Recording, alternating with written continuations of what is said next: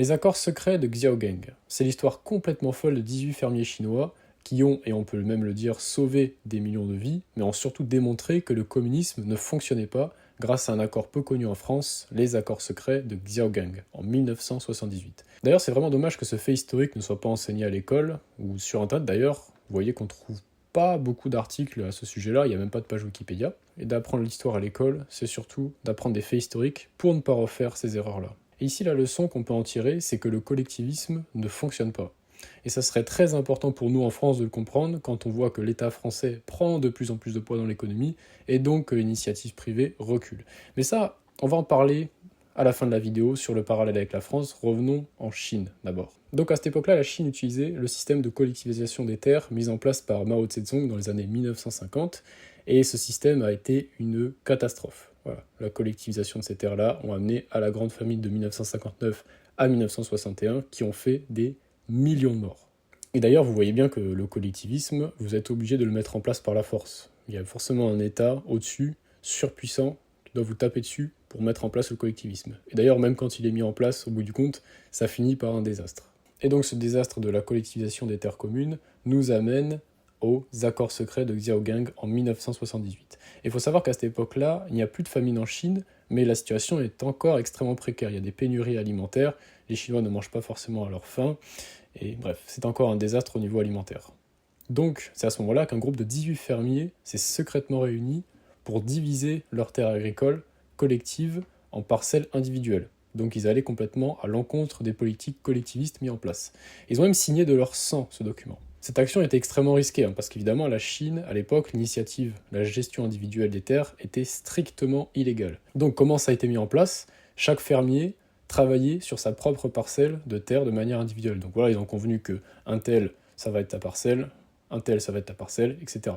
Contrairement au système de collectivisation imposé par l'État où tout était partagé équitablement. Peu importe les efforts de productivité des individus. Après, l'égalité, en soi, dans le système collectiviste, communiste, comme vous voulez, c'est qu'au moins tout le monde est pauvre. Ouais, dans le système classique capitaliste, vous avez des riches, la classe moyenne des pauvres. Là, au moins, l'égalité, c'est que tout le monde est pauvre. Donc, avec cet accord secret, chaque famille pouvait conserver les surplus de production après avoir satisfait les quotas imposés par l'État. Cela signifiait que les fermiers les plus efficaces, ceux qui travaillaient le plus dur ou utilisaient les meilleures méthodes, récoltaient les plus gros bénéfices. Et là, ce qui est incroyable avec ça, c'est que les résultats ont été complètement fous. La production agricole dans ce village a littéralement explosé les compteurs. Et cet exemple de gestion privée a démontré que les fermiers étaient forcément plus motivés et plus productifs lorsqu'ils géraient eux-mêmes leurs parcelles. D'ailleurs, le succès a tellement été énorme dans le village de Xiaogang que ça a même attiré l'attention des dirigeants chinois. Et à l'époque, Deng Xiaoping, qui était en pleine réflexion sur les réformes économiques, donc vient fortement s'y inspirer. Et là, il va y avoir effet domino sur les autres secteurs. C'est-à-dire que là, vous avez la réforme donc de la libéralisation des terres agricoles, suite à ça, et après l'effet domino, c'est que les autres secteurs ont suivi. C'est-à-dire que Deng Xiaoping a libéralisé les ports chinois, que ce soit Shanghai, Shenzhen, etc. Ça a attiré énormément de capitaux étrangers pour fabriquer les usines, et c'est là que la Chine est devenue l'usine du monde. Et c'est là que la Chine est passée de la famine à superpuissance économique mondiale. Et donc là où on peut faire un parallèle avec la France, c'est que Valéry Giscard d'Estaing avait déclaré à plusieurs reprises qu'une proportion des dépenses publiques supérieure à 40% du PIB risquait d'amener une forme de collectivisme ou de socialisme. Et son inquiétude était que trop d'intervention de l'État dans l'économie pourrait limiter l'initiative privée et altérer les principes d'une économie de marché. Je vous rappelle qu'actuellement, l'État, c'est entre 55 et 58% du PIB. Donc on est largement au-dessus des 40%.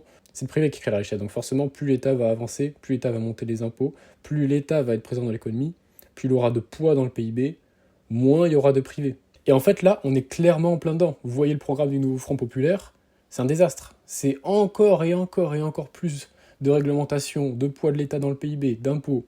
Je vous rappelle juste une chose, pour les communistes, le socialisme, c'est juste une transition du capitalisme vers le communisme. Et d'ailleurs, j'ai parlé du nouveau Front populaire, comme quoi leur programme économique allait à fond dans ce sens-là, donc à fond dans le désastre, à fond dans le mur, et c'est pour ça que la France, actuellement, n'a plus de croissance. Et vous savez, on peut avoir une comparaison très simple. En Suisse, c'est 35%, le poids de l'État dans le PIB.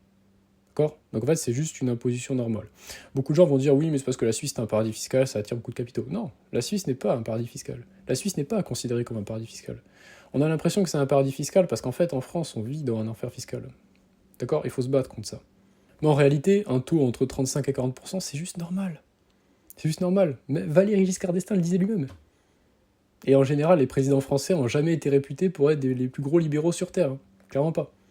Et le gouvernement d'ailleurs en place, parce que tout à l'heure j'ai parlé du programme désastreux du nouveau Front populaire, mais le gouvernement en place c'est pareil. C'est la hausse des impôts. C'est la hausse des impôts. On le voit. Un gouvernement qui est soi-disant de droite monte les impôts. Et d'ailleurs, je suis toujours très étonné par ceux qui affirment que la France est un pays libéral. La France n'est pas un pays libéral. 58% du PIB, c'est l'État.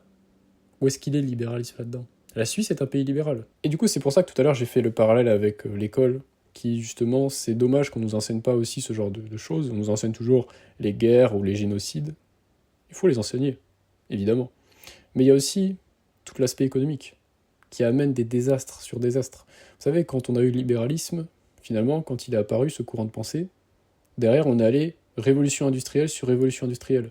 C'est là que notre niveau de vie, bizarrement, a explosé. Et également, nos libertés individuelles. Et le but de cette chaîne, c'est qu'on devienne le plus indépendant possible. Par exemple, en investissant en bourse, parce qu'on voit bien que quand on voit l'État français qui est complètement surendetté, s'il a des problèmes tellement graves au niveau des finances, il peut dire, écoutez, là on doit faire des économies drastiques, on est obligé, on va couper dans les retraites. Et c'est ce qui s'est passé en Grèce. Les retraites des Grecs ont été baissées de 30%. Je vous remercie d'avoir suivi cette vidéo.